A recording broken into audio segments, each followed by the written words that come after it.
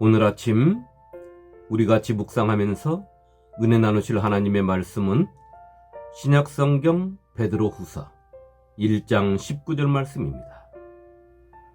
또 우리에게는 더 확실한 예언이 있어 어두운 데를 비추는 등불 같으니 날이 새어 샛별이 너희 마음에 떠오르기까지 너희가 이것을 주의하는 것이 옳으니라. 아멘. 성도 여러분, 사도 베드로가 말합니다.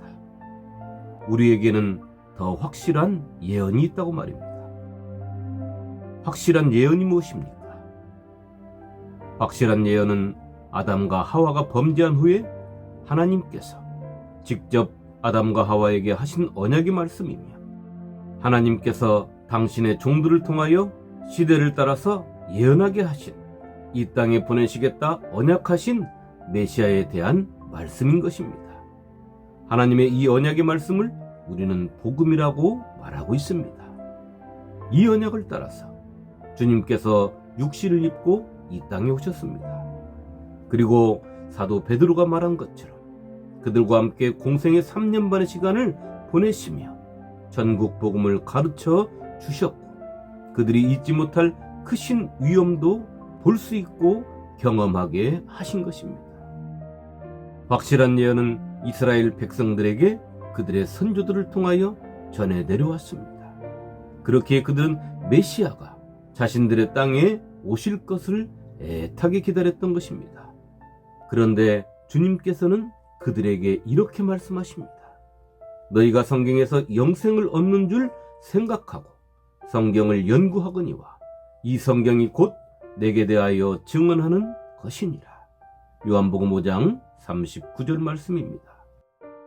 그 당시를 살지 아니하고 예수 그리스도를 주님으로 믿고 복음을 당연하게 받아들이고 사는 우리로서는 예수님의 이 말씀도 그 당시의 이스라엘 백성들도 잘 이해가 되지 않는 것입니다.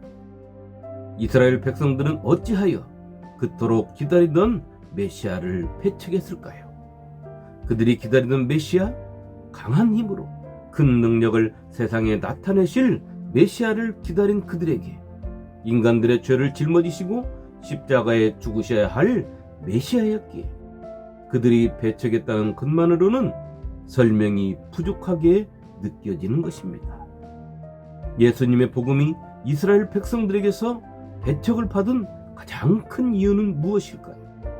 그것은 그 당시 유대사회의 종교 지도자들 때문은 아니었을까요? 자신들이 가르치는 하나님과는 전혀 다른 하나님을 말씀하고 자신들의 삶이 잘못되었다고 책망하며 하나님의 법을 이용하여 만들어 놓은 자신들의 종교적 세계를 깨뜨릴 것만 같고 예수의 말씀에 수많은 사람들이 따르는 것을 보면서 그들이 느끼는 자신들의 세계가 무너질 것 같은 위기감이 예수를 메시아가 아닌 갈릴리 나사렛 목수의 아들로 치부하고 만 것은 아닐까 하는 생각을 해보는 것입니다. 성도 여러분, 사도 베드로는 말합니다. 선지자들을 통한 예언의 말씀, 다시 말해 복음이 어두운 데를 밝히는 등불이라고 말입니다. 사도 요한도 말했습니다. 빛이 어둠에 비쳤다고 말입니다. 그렇습니다. 복음의 실체이신 예수 그리스도는 어두운 세상, 죄로 물든 세상, 하나님을 떠난 세상을 밝히는 유일한 생명의 빛인 것입니다. 그분을 이야기하는 모든 복음의 말씀은 이 세상을 밝히는 등불인 것입니다. 우리가 사는 세상은 아침 미명에 해가 동쪽 하늘로부터 떠올라 하루 종일 세상을 밝히다가 서쪽 하늘에 석양을 남기고 넘어가고 나면 어두움을 맞이하는 것은 당연한 것입니다. 사람들은 그 어둠이 싫어서 자신들이 만들어낸 전구의 빛으로 그 어두움을 대신하는 것입니다. 그러나 인간이 만든 전구의 밝음은 태양처럼 온 천지를 밝히지 못하고 전구의 빛을 밝히지 못하는 것은 오롯이 어둠이 자리 잡고 있는 것입니다. 그런 우리가 온전한 밝음을 맞이하기 위하여는 다시 동쪽 하늘에 해가 떠오르기까지 기다려야만 하는 것입니다. 성도 여러분, 우리는 죽음이라는 것에 사로잡힌 사람들입니다. 내가 흙으로 돌아갈 때까지 얼굴에 땀을 흘려야 먹을 것을 먹으리니 내가 그것에서 취함을 입었습니다. 너는 흙이니 흙으로 돌아갈 것이니라 하시니라. 창세기 3장 19절 말씀입니다. 이 말씀은 범죄한 아담에게 하나님께서 주신 말씀입니다.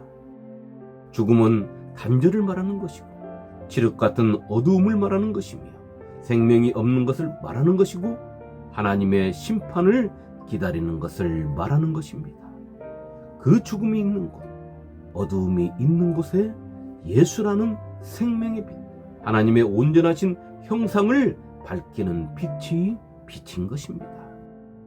삶과 죽음을 인간이 범죄한 세상에서는 누구나 겪어야 하고 그 슬픔을 느끼고 맞이해야 하지만 예수 안에서는 삶과 죽음의 경계가 무너지고 영원한 생명의 세계가 펼쳐져 있음을 우리는 온전히 깨닫고 믿어야 하는 것입니다.